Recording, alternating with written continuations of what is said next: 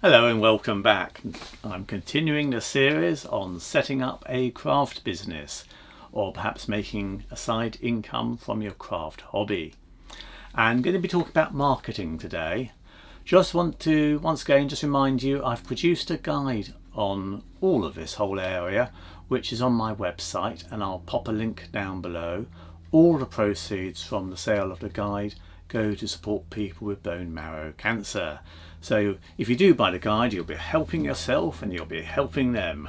So marketing, what will get people wanting to buy your particular craft items? And one of the things I think you need to have in your mind are good product descriptions. And I'm thinking about this face to face, or actually if you're having a website or Facebook page or whatever. But face to face, you need to think about what are the unique selling points about your product, which makes it extra nice. And it might be the lovely materials you've been using, it might be the way you work your craft and the skills you've used, but there'll be some lovely little features about it, and they're the ones you want to tell your customers. I know, for example, when I sell leather belts, I say, oh well, they've got nice, rounded edges for comfort, and things like nice oval holes in the belts because they're stronger than round holes, and all those sorts of things. But you can think of a few details which will make your customer think, oh yeah, that's got value to me. You're adding value by giving good descriptions. And obviously if you're listing items on a website, you need to think about your descriptions very carefully for that, because you don't have the opportunity of a face-to-face your customer seeing what you've made. They'll only see pictures. And so again, in terms of descriptions, perhaps think about your materials, something perhaps about the design. You could perhaps talk about something about your making process so that people understand a bit more about what's special about what you've done in your description. Perhaps it's unique because you use a particularly unique glazing method if it's pottery or something like that. So have a think about it, and also think about the options that you can offer as well in the description. So if you're just showing a cup with white stripes, maybe you offer them in red stripes, green stripes, purple stripes. So have a think about your descriptions, which sort of brings me on to product photography. And I think this is always a worry for people about how do I get really nice pictures. And if you look at most listings, the successful listings, there are two things that stand out. One is they have a lot of product photographs, and the other thing is to have good lighting. If you do those two things, you won't be going far wrong. So what I mean by having lots of photographs, I mean from different angles. So if it's, say, something like a little pillow or something, a nice cushion, you want to have it from different angles. People can see its size. Maybe you put a ruler up beside it, but you can see the colour, the texture, you can see how the seaming has been done, you can see if there's a zip on it, if it's a removable cover, which hopefully you have in your description. But you need to have as many angles because a person will be relying on that. I've seen quite a few sort of products listed where people just have 2 or 3 pictures and you think, oh, I wonder what's the edge look like, or I wonder what the back view of that looks like. So it's important to get different angles for your product. And then the other thing is lighting. If you don't have good lighting, you're not going to show your craft item at its best. You're not going to show its true colours, and you're not going to make it look like a nice desirable item.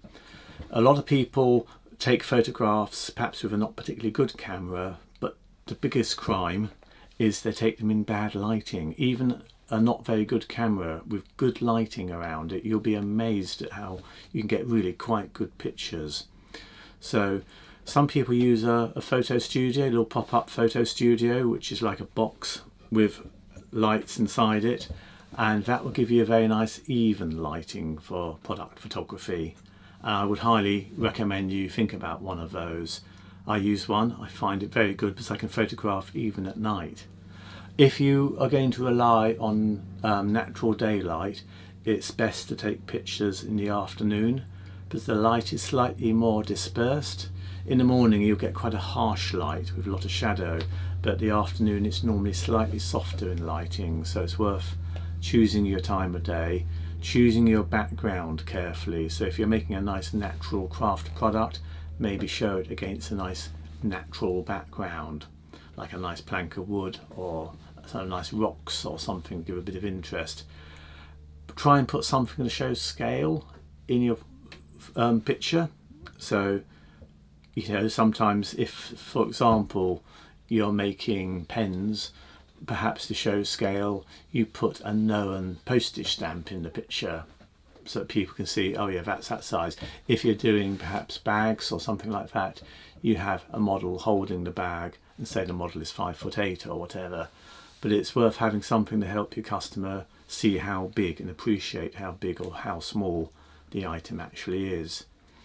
So all those things, product descriptions, product photography, really can make or break. You want a background. Some people just use a plain white background for their photography, which is quite a good safe option. The other thing I think you want to have on your website, or if you're meeting face to face, is to convey to your customer is what I call backstory, and it gives a bit of context for your product. Why did you start making these things? Why did you start making lovely wrought iron pokers? Was it because, you know, you enjoyed blacksmithing, or was it because you felt the art of wrought iron work had been lost, or, you know, what was it that prompted you? And I think if you can give a little bit of story about why you decided you want to make something, it will give your customer a bit of context and a bit of talking point. So when they show the item to their friends, or their friends admire it, they can say, oh yes, that was made by the woman who she's amazing. She started keeping sheep, you know, she then started growing vegetables, dyed all the wool and made these lovely jumpers, or whatever it might be. But it gives a far more, people will buy into you more if they know a bit more about what's going on. So it's important to try and communicate that. Some people do it through video, some people do it through a nice narrative description, but have a think about how you can add backstory to what you do and what you are passionate about in your product, and that will rub off for your customer. It really does help. And then under marketing, the other sort of areas I'd like to touch on briefly is getting what I call the eyes on your product, which is terrible jargon.